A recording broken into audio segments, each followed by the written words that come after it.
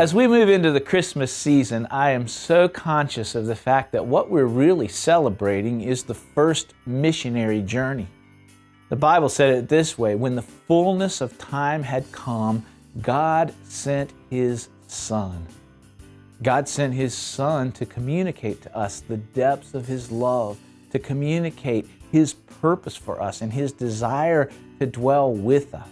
This was God with skin on. That really is the true message of Christmas, that God is with us. One of my earliest Christmas memories is from a year when I was just 9 years old.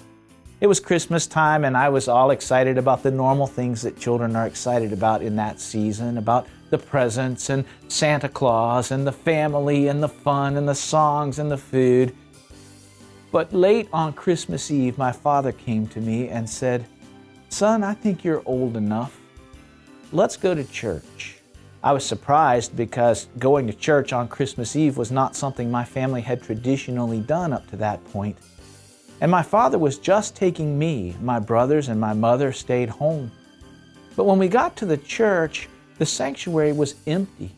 The church had just set out the elements of Holy Communion at the altar rail and had quiet Christmas music playing, the lights dimmed and candles lit, and were just making it possible for people to come in the sanctuary and reflect.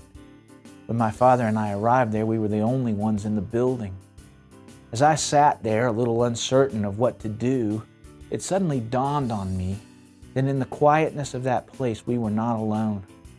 And as I followed my father to the altar rail and knelt there, in the stillness and quietness of that moment, it was as if God spoke to me, as if He touched me and came to me and said, "The real meaning of Christmas is that I love you enough to come to you, to be with you.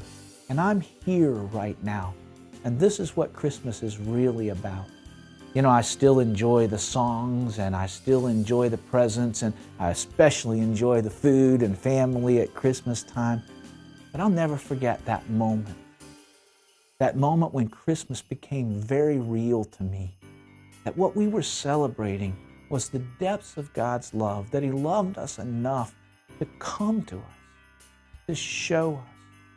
The Scripture says, "Behold, the virgin shall conceive and bear a child, and His name will be called Emmanuel," which means God is with us.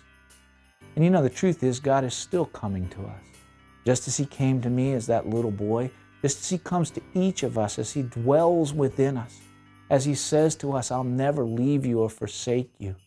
In fact, the best way that we can celebrate Christmas, the best way we can celebrate God with us, is to live incarnate lives, joining in that mission and letting others experience the depth of God's love for us and in and through us. I hope this Christmas season, as you're out doing your thing, whether it's shopping or singing the Christmas carols or baking or celebrating with your family, I hope you'll take that opportunity to incarnate Jesus Christ. And I hope you'll bear in mind that around the world, we have over 200 missionaries serving through the Mission Society who are trying in places both here close to home and in the far-flung places of the globe to be that presence of Jesus. I hope you understand that you're joining Jesus in His mission when you partner with us to help our missionaries around the world incarnate this gospel as well. From me and the staff here at the Mission Society and all of our missionaries around the world, we want to wish you a very Merry Christmas this year, one that is touched by the love of Jesus Christ. God is with us.